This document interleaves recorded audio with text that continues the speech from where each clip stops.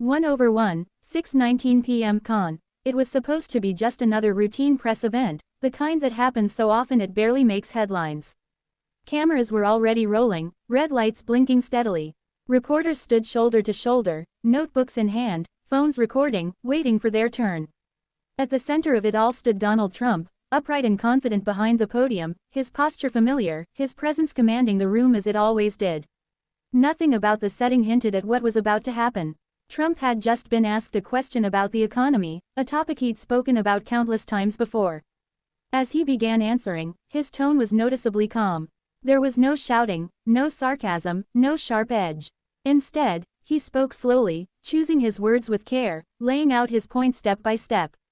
It was the kind of answer that demanded attention, even from those who didn't agree with him. For a brief moment, the room was fully engaged. Then Trump paused. It wasn't an awkward pause, just a short break, the kind speakers take when they're organizing their next thought. He glanced down slightly, then back up, preparing to continue. That's when it happened. From near the front of the room, a reporter let out a short laugh. Not loud, not exaggerated, not meant to disrupt, but in that moment, it didn't matter. The sound cut through the silence like a crack of thunder. In a room full of microphones designed to catch whispers, even the smallest noise became impossible to ignore. The laugh hung in the air longer than it should have, instantly drawing attention to itself. A few reporters shifted uncomfortably. One turned their head slowly, trying to identify where it came from. Another stopped writing mid-sentence, pen frozen above the page. Some pretended nothing had happened, eyes glued to their notes, hoping the moment would pass unnoticed. It didn't. The laugh hadn't been planned. It wasn't a statement or a protest. It was simply a human reaction, something that slipped out before professionalism could catch up. But in that setting, with those cameras and that audience, it carried weight far beyond its size. Trump stopped speaking, mid-sentence. The pause this time was different. The room went completely silent. Not the casual silence from before, but a heavy one, the kind that presses against your ears. Even the background sounds seemed to disappear.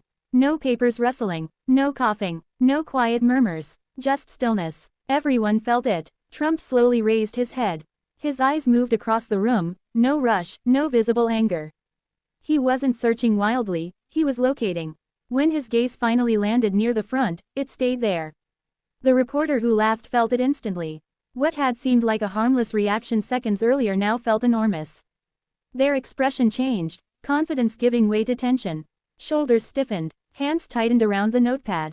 Cameras zoomed in, sensing something unfolding. Trump remained silent for a moment longer. That silence spoke louder than any words. People in the room knew this wasn't just a pause, it was a turning point. Press events are built on rhythm: question, answer, move on. But the rhythm had been broken, and no one was quite sure how it would restart. Some expected an outburst, others expected a joke, a sharp comeback, maybe even a dismissal. A few reporters held their breath, knowing how quickly moments like this could spiral into